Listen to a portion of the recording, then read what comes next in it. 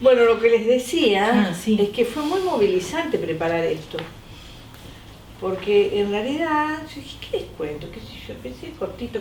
Cuando empecé a mirar los otros, que empiezan con la infancia, el abuelo, cómo llegaron a Argentina, y dije, pero si yo arranco de todo eso, no me alcanza. Bueno, a mí me gustaba la historia en realidad. Eso me gustaba. La carrera en Rosario era... tenía 5 orientaciones, la carrera de historia era algo, pero no se puede creer. Tenía historia antigua, moderna y contemporánea, americana y argentina, y antropología. Tengo que destacar una profesora que me hizo amar la antropología porque era una muy buena narradora, sobre todo, más que por aprender bien las escuelas y las orientaciones y las críticas, cómo contaba la historia, ¿no? Que era Susana Petrucci, una antropóloga rosarina que se murió ahora unos 15 años, no sé, muy joven se murió. Bueno, y ahí tuve de jefe de trabajos prácticos a Miriam Tarragó y a Ana María Lorandi. Ahí donde se empieza a entrecruzar las historias después de los que llegamos a Buenos Aires, digamos, ¿no? Así que me casé, y el día que me casé, me tomé un ómnibus, me fui a Mendoza y me fui a Chile, sin saber nada, ni la geografía, nada. Embarazada de 4 meses. Volví, me acuerdo, volvía con mi bebé, que tendría 3 meses primero y después 8 después, y metí 4 materias la primera vuelta, 4 materias la segunda vuelta, y me egresé. Porque eran, ya te digo, 42 materias, era una locura esa carrera. Se empezó a llenar de argentinos, Santiago, Chile, porque todos iban para ver el fenómeno Allende, ¿no? Y para trabajar allí. Bueno, en ese interín yo me separé, y realmente fueron momentos de mucha politización, de mucha politización. No era, digamos, no eran momentos académicos, no era momento de ponerse a estudiar, no era, o sea, no era para mí tampoco, o por lo menos a mí no me interesó. Mucha gente se iba, mucha gente se fue a estudiar a otro lado, pero para mí la vocación política fue mucho más importante en ese momento. Entonces yo militaba en un frente agrario, me separé y me emparejé con Víctor Serega, a quien luego mataron, y vivimos 3 años juntos y nos queríamos mucho. Bueno, y éramos muy jóvenes, porque a Víctor lo mataron a los 26 años, yo tendría 27, 28. Bueno, y el proceso chileno duró del 70 al 73. Fuimos parte de la historia de una manera muy hermosa. Hasta que nos dimos cuenta de que gran parte iba a desaparecer. Y dije, yo me voy a ir a Buenos Aires. Y me voy a perder en Buenos Aires. Y ahí, viste, con gente, amiga, no sé, me conseguimos, por la solidaridad internacional, una beca que se llamaba el FIU, que la daban los ingleses, Foundation, no sé qué se llama, pero que tenía que tener una institución. Entonces empezamos a recorrer con otra, me acuerdo, una que después se perdió en la historia. Empezamos a recorrer instituciones a donde podíamos pedir arraigo, digamos, institucional. Y ahí fuimos a caer al CIE, se llama Centro de Investigaciones Educativas, que era de los curas jesuitas, que después se llamó CIPES, que quedaba en Belgrano. Y ahí estaba mi amigo Rodrigo Vera, que es un tipo que yo agradeceré eternamente, que era un pedagogo, él, y digamos que con él yo aprendí, digamos, las primeras pasos de los talleres de educadores, de las formas estas participantes de investigación en educación, capacitación en educación. En el CIE, esto que Rodrigo se estaba por volver, y entonces lo que quedó fue el proyecto ese, que era 10 hojas, donde hacían una fundamentación de cómo desarrollar una línea de capacitación en talleres, que no fuera bancaria, que no fuera esto, que no fuera autoritaria, que no... Bueno, entonces nos dividimos los equipos. Rodrigo se fue a Chile y yo me quedé acá dirigiendo la parte argentina de ese proyecto, que tenía algo que ver con el autoritarismo de la escuela, por supuesto, todavía en esas épocas.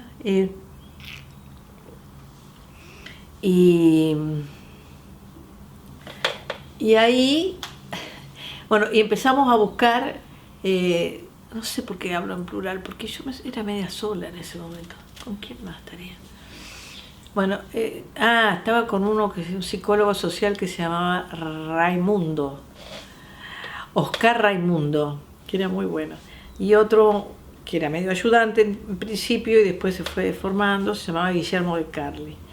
Entonces empezamos a buscar por escuelas distintas que podían, ¿viste? Porque era postdictadura, no teníamos cómo entrar a las escuelas, maestras, y me acuerdo haber llegado a una escuela que se llamaba Prince, donde trabajaba Graciela Morgade de maestra, Liliana Dente y Patricia Madoni, otras más. Pero me acuerdo que bajábamos con del Citroën famoso mío y les contábamos, ¿no quieren participar en una investigación que esto? Así era como una convocatoria y se sumaron ellas tres, más otras, que después todas terminaron o dirigentes de la UTE o profesionales, pocas quedaron en la escuela propiamente dicha. Y bueno, y tuvimos un taller de un año ahí, que fue extraordinario ese taller, porque yo me acuerdo que, digamos, tenía clases, estaba diseñado que tenía clases teóricas, tenía taller propiamente dicho, tenía seminarios, y invitábamos a intelectuales buenos también, digamos, para que tuvieran, no habían tenido en la vida los maestros clases dados por como ahora, qué sé yo, Castorina o alguno de esos, ¿no?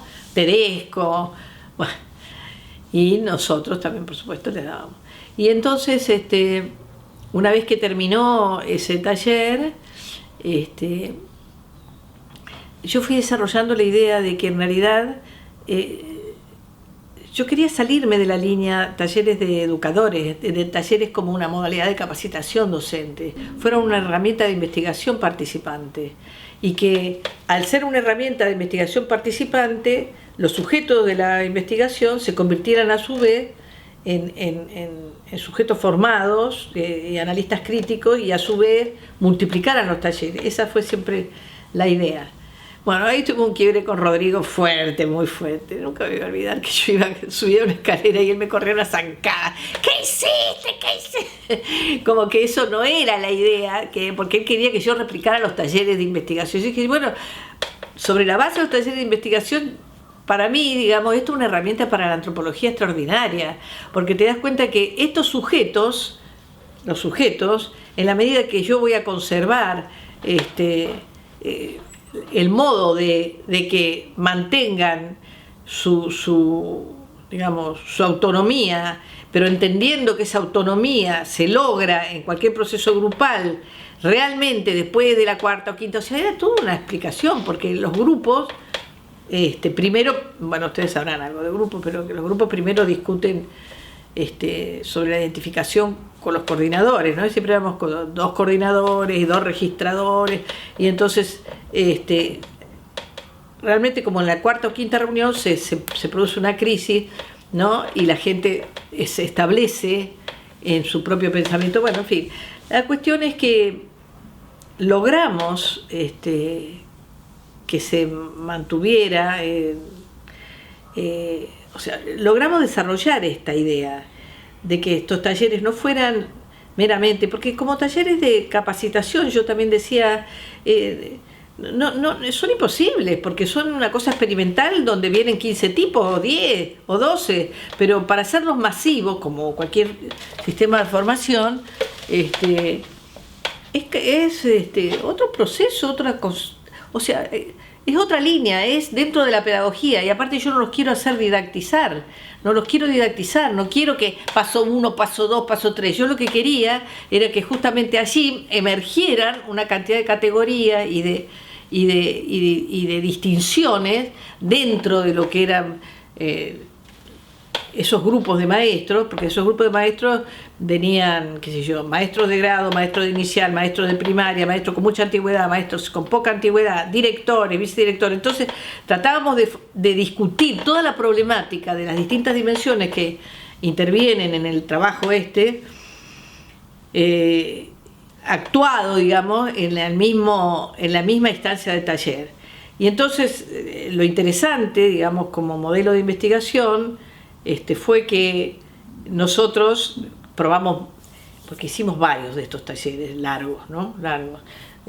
Primero en Flaxo, porque después en el 83 del CIE yo me pasé a Flaxo, estuve del 83 al 86 en Flaxo de Belgrano, no en este Flaxo de acá, sino en Flaxo de allá Belgrano.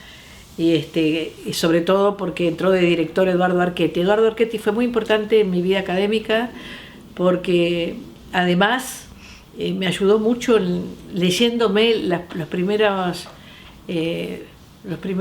borradores de la tesis, porque yo no conseguía quien me dirigiera la tesis, porque primero que nadie tenía idea en antropología de esto que estudiaba yo, que era esa cruza con educación y en este tipo de modalidades menos.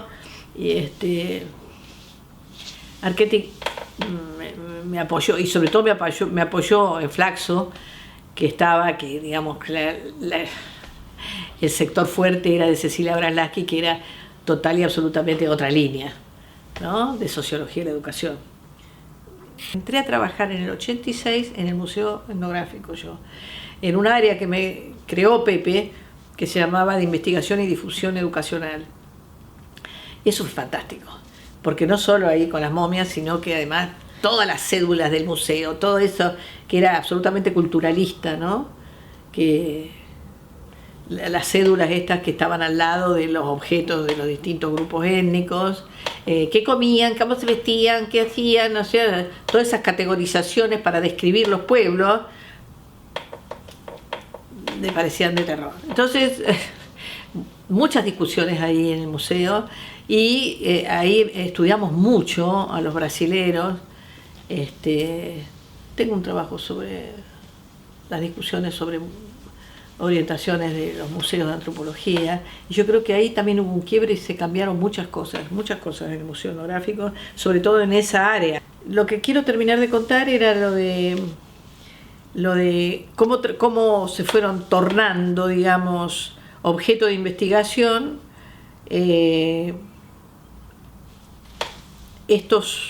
este soporte, podríamos decir, pedagógico, que eran los talleres de educadores, que en realidad necesitaron de mucho desarrollo teórico,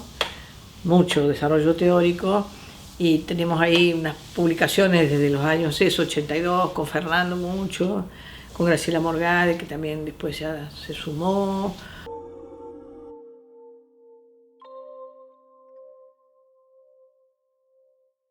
Yo no podía entrar a antropología porque no tenía dónde, nadie me da pelota, no sé. Entonces yo entré por ciencia de la educación.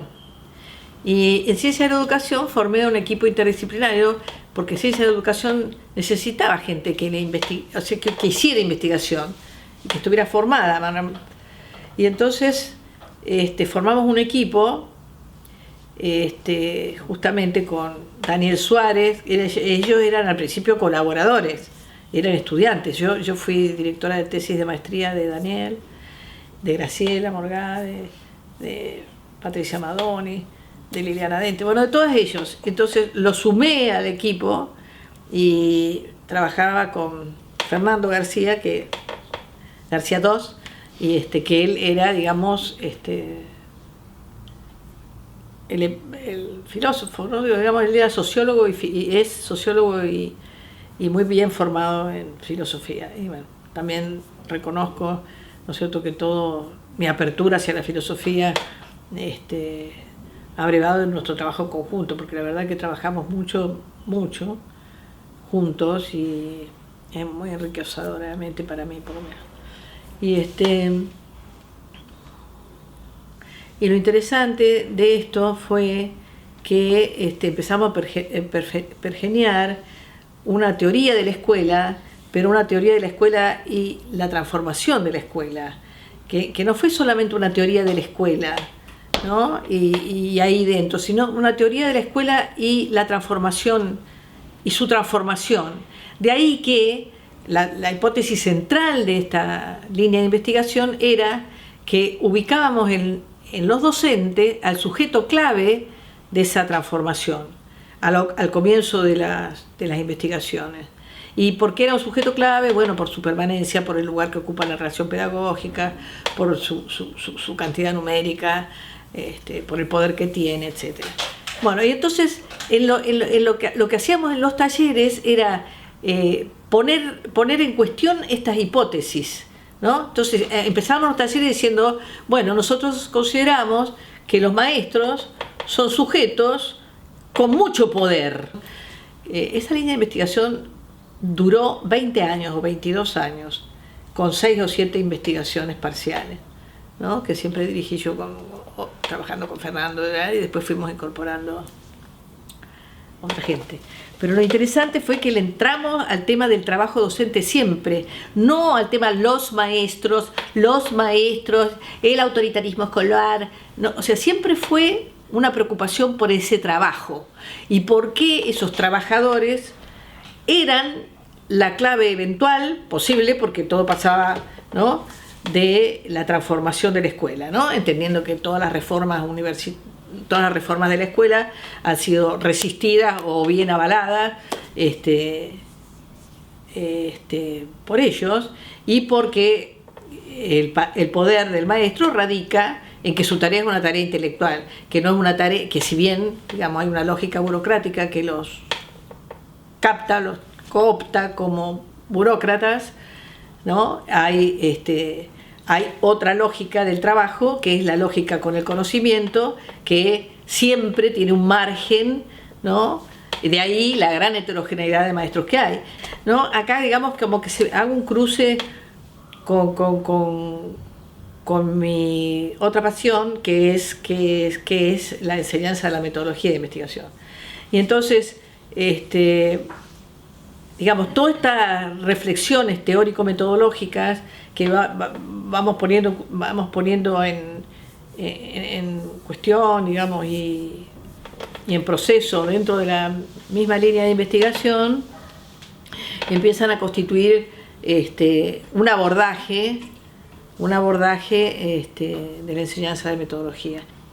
Yo siempre suponía, la antropología realmente no está lo suficientemente integrada en sus potencialidades para poder realmente aportar a la explicación histórico-política de la dimensión simbólica, de lo que fuera, ¿no?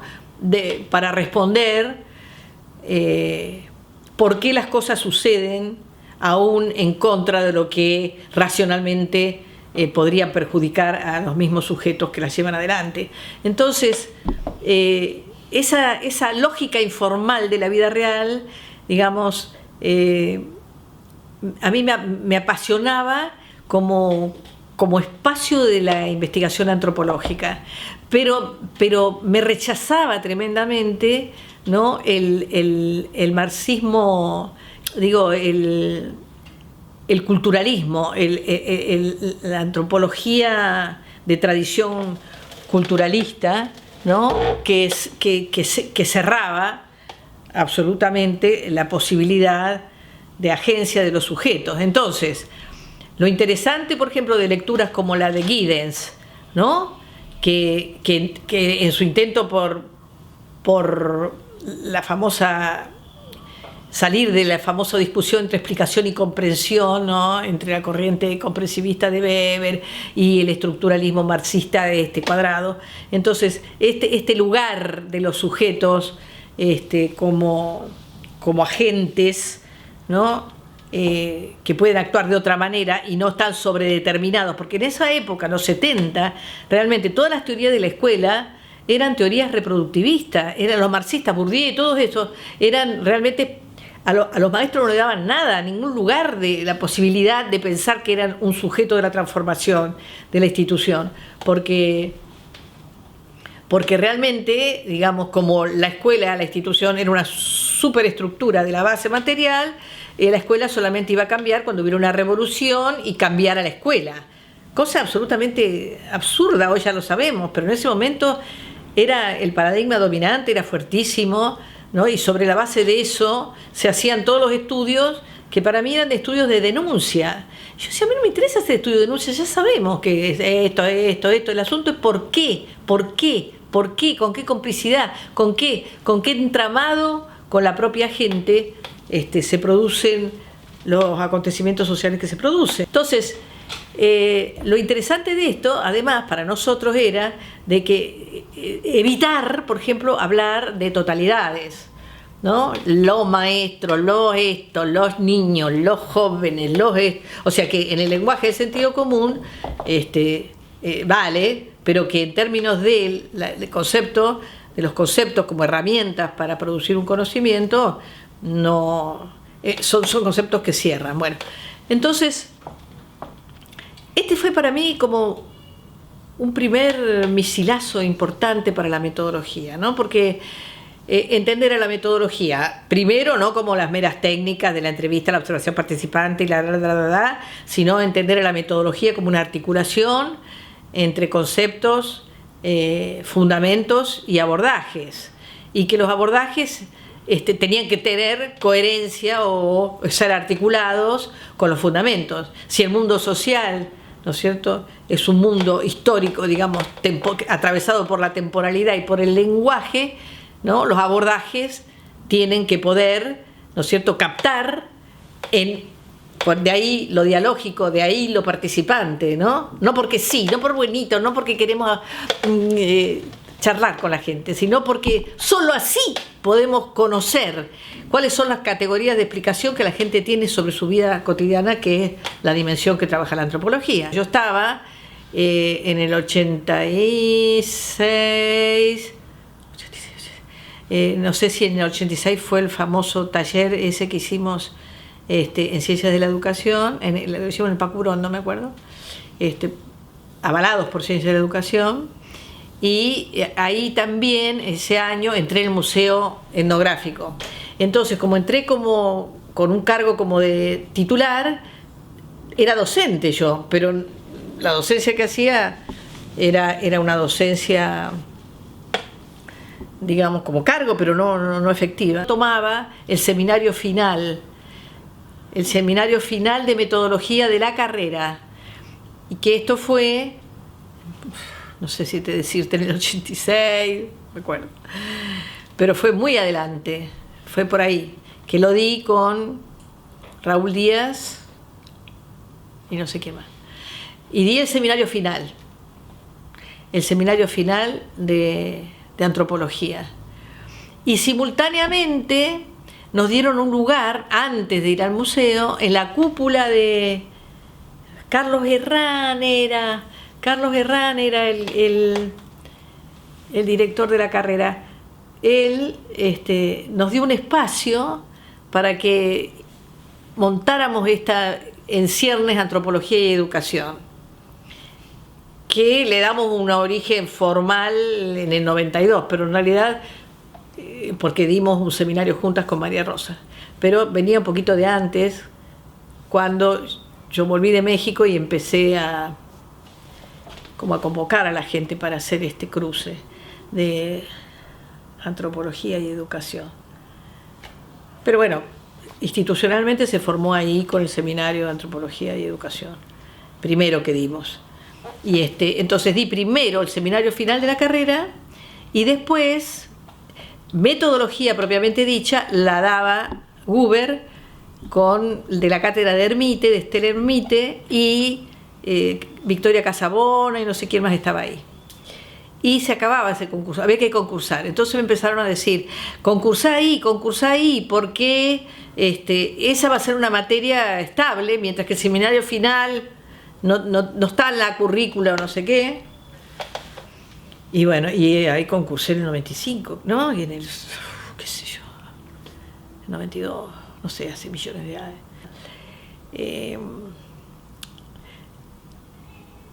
Este aspecto de lo participante, ¿no? Que aunque no se note demasiado porque no lo explicitamos nunca, en la cátedra lo ponemos en juego en el sentido de que esos prácticos, que en realidad más que prácticos son talleres donde la gente logra finalmente encontrar un espacio de interés y de deseo por conocer algo, ¿no? No son exactamente grupos operativos porque la gente no está formada en eso y es muy difícil formarla en eso dentro de una cátedra, pero realmente ese asunto no se hacía en la facultad. Me acuerdo que las prácticas de antropología, por ejemplo, de las cátedras anteriores, era decirles, bueno, vayan a observar al mercado, tal y cosa, la gente iba con el libretita de campo y observaba y registraba y eso, ¿no? O sea, todas las prácticas se hacían sobre una orientación dada, ¿no? Que me da mucho miedo que algún día se vuelva eso a mí, ahora. Pero porque a mí digamos, lo que me parecía, pero desde un fundamento formativo epistemológico, es que si no se genera ese espacio, ¿no?, del deseo por conocer, no se conoce, simplemente se hace algo para cumplir, ¿no? Entonces, ese deseo genuino por conocer es un proceso al que se llega en la medida de que me confronto con mi ignorancia, con mi no saber y mi interés por algo, ¿no? Y con mi propia historia, etcétera, ¿no? Y que, digamos, esa parte que parece una pavada, pero que está en el fondo de la formación de un investigador, ¿no? ¿Cómo se forma un investigador? No es una cuestión masiva que le enseño un método, le digo, seguí tal paso, tener tal cosa, o tales y tales problemas, ¿no? Y mira, ahora mientras escuchaba los famosos, por ejemplo, escuchaba a Rita Segato, lo que pude escuchar de ella, ¿no? Ella dice que el concepto de cultura es un concepto cerrado que va llevando a la antropología siempre a un lugar conservador, ¿no? Eso porque no estamos discutiendo eso, porque eso es lo que tenemos que discutir, ¿no? O sea, ¿cuál es el aspecto ontológico del concepto y cuál es el aspecto, podríamos decir, epistemológico del concepto, y en qué sentido nos sirve y en qué sentido nosotros estudiamos problemas, ¿no?, o relaciones sociales que tienen distintas dimensiones, que registramos de distintos modos, ¿no? Por ejemplo, en mi libro, en mi trabajo de tesis doctoral sobre el trabajo, yo digo claramente, yo para saber qué es ese trabajo tengo una dimensión, digamos, histórica de la tradición y sus cortes, tengo una dimensión que es institucional y, digamos, de qué manera la ley, la burocracia, la política interviene signando, ¿no?, y la resistencia que toman los sujetos para llegar a un marco institucional, y fundamentalmente tiene, ¿no es cierto?, una dimensión cotidiana, que es donde se da al día a día lo que podríamos decir lo cultural. Pero no es así lo cultural porque la maestra siempre va a ser corporativista y siempre va... No es eso, ¿no? No es el concepto reaccionario, sino porque de qué manera se arraiga, ¿no?, determinadas interpretaciones, prácticas, categorías en los usos. Y esos usos tienen absoluta, podríamos decir, racionalidad contextual, lo que fuera, no una racionalidad universal. Y entonces es interesante esto porque, por ejemplo, para mí, que trabajé 20 años ese trabajo y creo saberlo todo, no sé, saberlo todo, no informándome, sino quiero decir, tengo como una estructura analítica para saberlo, ¿no? Para poder tomar el problema del trabajo de los maestros y la eventual transformación de la escuela. Empiezo sosteniendo esto y termino diciendo, no los maestros no pueden ser el sujeto de la transformación de la escuela solos. ¿Por qué? Porque hay dos lógicas absolutamente poderosas y contradictorias que se entrecruzan entre su trabajo. Son funcionarios del Estado y son intelectuales que están, digamos, no realizados. No están realizados porque el currículum, por esto. Entonces empiezo a buscar por otro lado, digo yo, porque acá en la medida que el sujeto de la escuela no esté conocido, ¿no? ¿Quién es el sujeto de la escuela? Los niños. Entonces, ¿qué es la institución escolar? La institución escolar, ¿no es cierto?, es ¿qué hace el maestro? Su trabajo media entre el Estado, ¿no? Por eso tiene esa lógica de la obediencia debida, y la sociedad civil. ¿Quién es la sociedad civil? Los padres, porque los pibes son un poquito del Estado por la obligación y un poquito de la familia porque mi nene. ¿Y los pibes? ¿Qué sabemos de ellos? ¿Cómo se forma la comunidad escolar? ¿Qué es eso? Bueno, entonces empiezo a hacer todas las preguntas con esto, que empiezo unas investigaciones yo en el año 83, ¿no? Que se llama El niño y el conocimiento social en la escuela. Y en el año 83 me doy cuenta que realmente de la potencialidad del pensamiento infantil, de lo que está absolutamente invisibilizado, y paso entonces a interesarme por el conocimiento de la primera edad de la vida, ¿no? Que está escolarizada, digamos, o no, porque también he trabajado con no escolarizados, pero quiero decir, por lo menos eso, ¿no? Para decir que en la medida que haya una concepción del conocimiento y una concepción de la infancia que está absolutamente naturalizada en la sociedad, la escuela va a continuar con su inercia, ¿no? Porque ese salvaje hay que educarlo, hay que civilizarlo, hay que esto, hay que lo otro y demás. Entonces, la nueva investigación, que ya debe tener unos 10 años, bueno, está dentro de esta línea de infancia, juventud y política, y buscando maneras de registrar lo que no está registrado, que es justamente prácticas y reflexiones de los chicos acerca del mundo social, de lo público, etcétera, ¿no? Y entonces, bueno, y también unas cuantas dimensiones con respecto a eso, como por ejemplo los debates sobre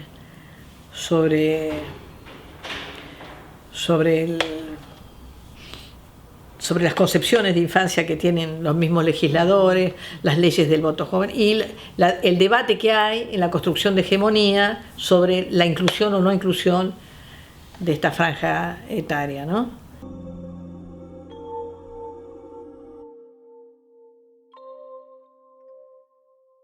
Un homenaje a estos compañeros que ya no están más y a quienes yo quise mucho. Edgardo Garbulski, que fue profesor en Rosario, en realidad fue jefe de trabajos prácticos, pero en ese momento los jefes de trabajos prácticos eran prácticamente los profesores. Y Edgardo era un tipo muy comprometido, muy informado, y muy preocupado realmente por los destinos de la carrera, ¿no?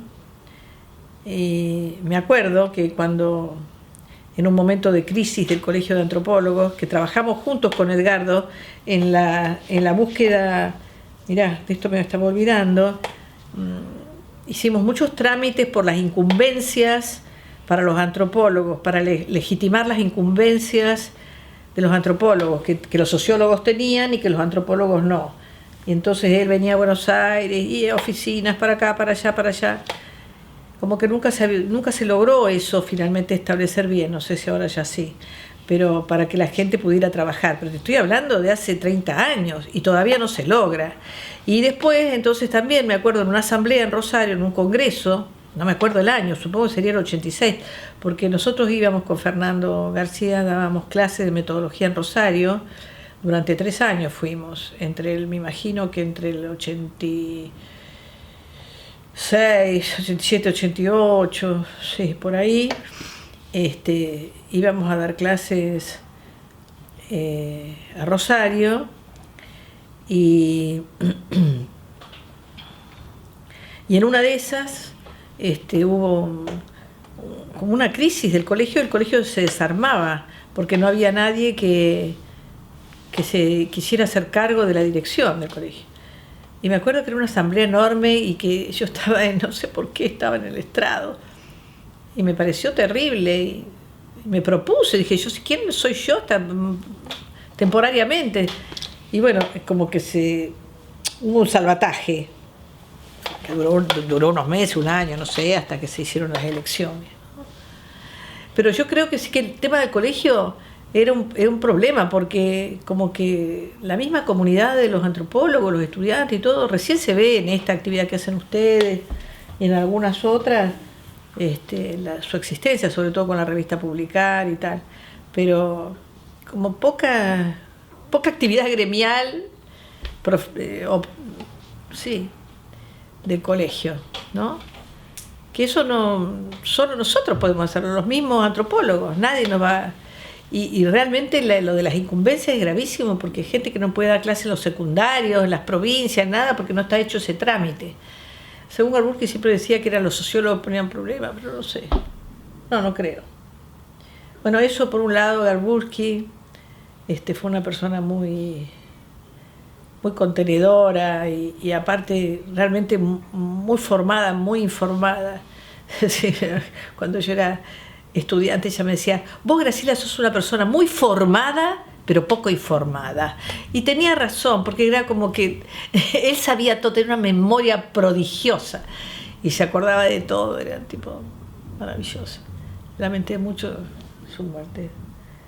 Y otra persona que realmente también me gustaría homenajear es a Pepe Pérez, que cuando en el 86, cuando a ver, no sé en qué momento, sí, cuando me aprobaron el plan de tesis de doctorado, no tenía director y le pedí a Pepe si me podía dirigir, y él no tenía idea de educación ni nada, pero me dijo que sí, porque era un tipo gaucho fantástico, y después me ofreció ser coordinadora del área de investigación y difusión del museo, y la verdad que me dio una libertad total para hacer todo lo que me parecía, y realmente también lo respetaba mucho porque era lo que empezó a hacer por el museo, el cambio brutal que el museo tuvo, realmente se lo debemos a Pepe. Archetti, que tampoco tenía nada que ver, pero me ayudó un montón a guiarme, a pasarme bibliografía, a discutirme, aunque no sabía nada de educación tampoco. Hasta que di con la ELSI en el 84 por ahí, y que fui a México, y bueno, la ELSI fue mi directora de la tesis. ¿Y el doctorado fue en la Universidad de Buenos Aires? Sí, en la Universidad de Buenos Aires. Sí, y yo me demoré como 6 años o 7, no sé cuánto, porque en realidad nosotros no es como ahora, eso ya todos los viejos que han entrevistado se lo dicen, ¿no? Era como una coronación el doctorado. Y además toda esta camada de sobrevivientes o semiexiliados y gente que ha ido de acá para allá haciendo lo que hemos podido,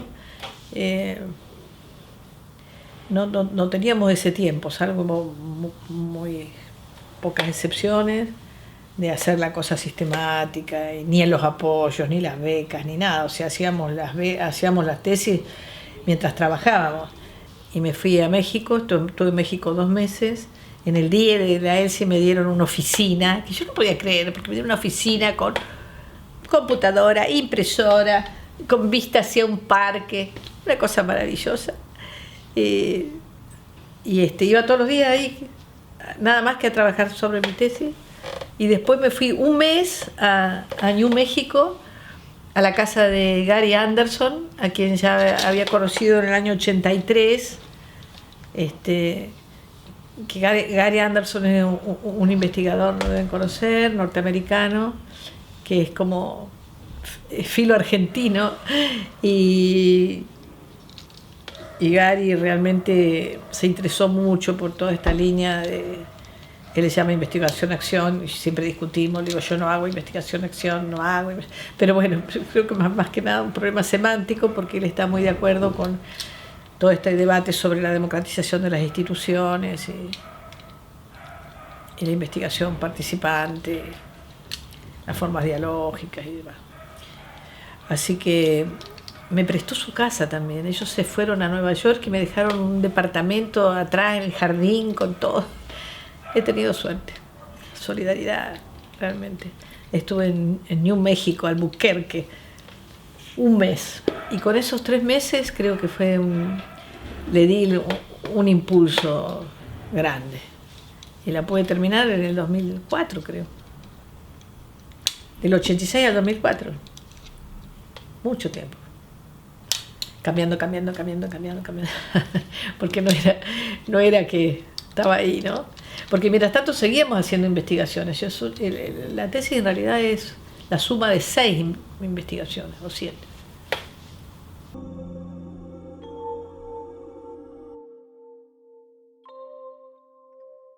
Cuando estaba en el colegio de graduados, me tocó estar en el comité de ética, porque había uno que se había plagiado todo de otro.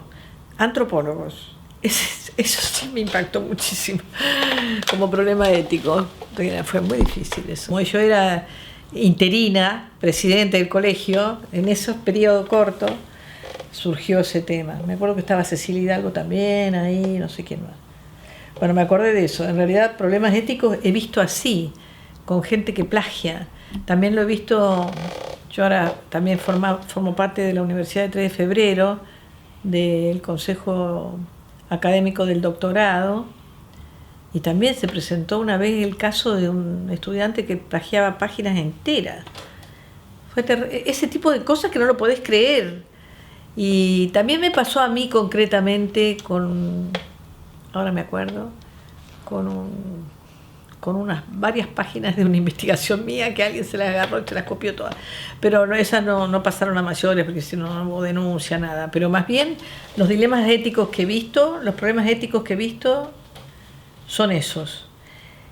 Ahora yo creo que los problemas éticos, son bastante más profundos que este tipo de casos, ¿no? En antropología yo tengo un artículo que se llama Autor y actores, ética en el trabajo de campo o algo así, donde discuto a los posmodernos la problemática ética en el sentido de que para ellos un problema ético es si ponen o no ponen la voz de los sin voz y toda esa cosa, ¿no? Como una cosa más bien moralista de un aspecto superficial, te diríamos, de la producción de conocimiento.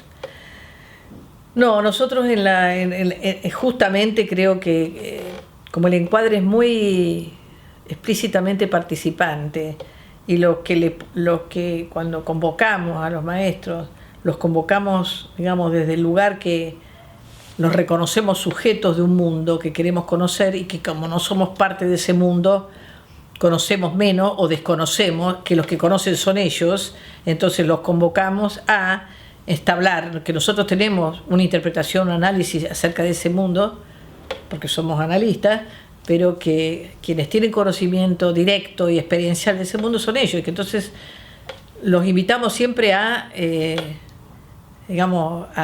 que nos colaboren. No extraemos así como está en el viejo imaginario del estudiante de antropología que siente que roba, ¿no?, cuando investiga. Pero como sabemos que está en el sentido común eso, ¿no?, de que saco una información y robo, lo explicitamos. No lo hemos tenido. Tal vez, viste, ahora te digo estos días, hemos estado estamos haciendo un libro que espero que salga este año, que es que son experiencias de maestros, ensayos de maestros, de investigación de maestros que pasaron por la materia que doy en 3 de febrero, que se llama Aproximación a la investigación de la práctica, en una especie de postítulo, ¿no? En un postítulo dentro de Ciencia de la Educación hay en 3 de febrero, caseros, y vienen maestros en ejercicio, hacen esta como una primera materia, o segunda, no sé. Y entonces hacemos una especie de investigación de la práctica con ellos, ¿no? Y en los últimos años, es anual la materia, la mitad, al final de la materia, ellos coordinan a sus alumnos de sus grados una investigación siguiendo la modalidad de lo que ellos hicieron en la materia, ¿no? Bueno, pero entonces el primer libro que está ahora en prensa, Novedades Educativas, son ensayos de la primera parte, digamos, de la investigación que ellos hicieron de todo tipo. Son 13 trabajos. Una de las maestras que las invitamos, si querían venir a escribir, nos dijeron, ¿cuánto pagan? Porque no estoy de acuerdo que trabajar gratuitamente. Entonces, viste, es como una discusión. Estuvo lindo porque le dije, me parece que estás confundida, nosotros no ganamos nada con esto, está dentro de la cátedra, colaboramos en editar porque un trabajo de cátedra no está listo para ser publicado, para nada. O sea, hacer publicable un trabajo, Bueno, ella siguió diciendo, no estoy de acuerdo, que si no me pagan. Entonces, vuelta a explicar y al final ella se disculpó, qué sé yo, le dije. Había como una sugerencia de parte tuya, como que nosotros cobrábamos y que vos no, y que ustedes no, que nos llevábamos nosotros algo de ustedes, ¿no? Pero no, o sea, se aclaró perfectamente, porque realmente fue como un desubique de la chica, ¿no? Es como, además estaba invitada, si quería, ellas llevan la autoría, la certificación, pero nadie gana con eso porque los libros no se venden, ¿no? Y nosotros tampoco, porque lo hacemos dentro como ustedes, como si yo les dijera a ustedes cuánto se llevan de mi palabra. Entonces, creo que los problemas éticos son como más profundos, que tienen que ver como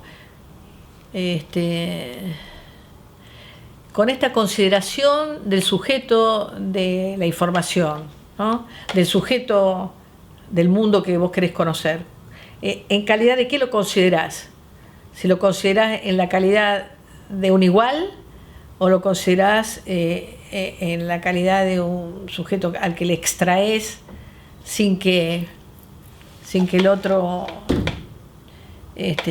tenga idea de lo que está haciendo, ¿no? Entonces, creo que los posmodernos no lo solucionan diciendo voy a poner la tonelada de textos, de textuales o de lo que fuere, ¿no? No lo solucionan así, porque siempre el problema es la autoría, siempre uno es el autor, uno es el responsable por ser autor. Y lo que hace es aventurar hipotéticamente la interpretación que ellos hacen, probando de alguna manera donde lo sacaste, pero no no porque haya una extracción, un robo, una cosa así, ¿no? Porque ¿qué se entiende por problema ético? ¿No? Que vos le estás haciendo daño en la inocencia a otro, ¿no? Lo estás usando. En realidad, yo les estaba diciendo que qué importante lo que están haciendo ustedes, en el sentido de que están tomando un pedazo de historia muy, muy larga, que está asignada por un común denominador, que es que todos estos nosotros, digamos, que hemos llegado ya a un determinado punto de la edad, ¿no? Somos como sobrevivientes, digamos, ya de una época, ¿no? En la que ha pasado de todo en términos de la situación sociopolítica que se ha vivido en la Argentina y en nuestros países, excepto algunos casos de la gente que se fue afuera, pero igual así. Y que entonces todo ese pedazo de historia, ¿no? es un marco que puede dar explicación a los distintos desarrollos que tiene la antropología, pero que ustedes podrían, de cada una de estas entrevistas, encontrar ahí como puntos claves de pequeños aportes que cada uno de nosotros hayamos hecho o creemos haber hecho, pequeños debates implícitos, o sea que lo pueden hacer ustedes porque lo que yo les decía hoy, por ejemplo, no les voy a contar, pero yo inicié un lío para que sacaran las momias del Museo Etnográfico, y en ese momento la gente que estaba en el Museo Etnográfico se enojó. Y entonces a lo mejor si ese colega mira hoy no le va a gustar, o sea, como que estamos muy cerca, estamos lejos, pero estamos muy cerca igual de esos acontecimientos, ¿no? Entonces como que hay muchas cosas que no vamos a decir porque es una comunidad pequeña y que no nos vamos a estar, no tiene importancia tanta tampoco. Lo importante es que se dejó de hacer, por ejemplo, no importa quién fue el protagonista, tanto, ¿no? Y eso por un lado. No, yo digo que claro, hay cosas, ¿viste? Por ejemplo, momentos de la vida donde algún antropólogo o algún personaje es casi un héroe y que en otros aspectos uno le ha visto unas caídas en otros aspectos, pero que no lo vamos a traer porque no tiene importancia en realidad, ¿no? Lo que importa es lo que quede como el gran canal de la corriente positiva formativa, ¿no? Porque bueno, son todo mundo humano.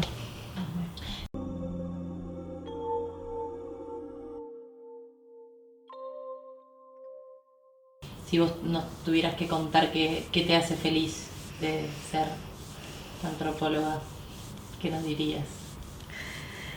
A mí me produce mucha euforia dar clases cuando las clases me salen bien, o por lo menos a mí me gustan, porque no sé si me salen bien, porque uno nunca sabe, no está en la cabeza del otro, cuánto entendió o no entendió.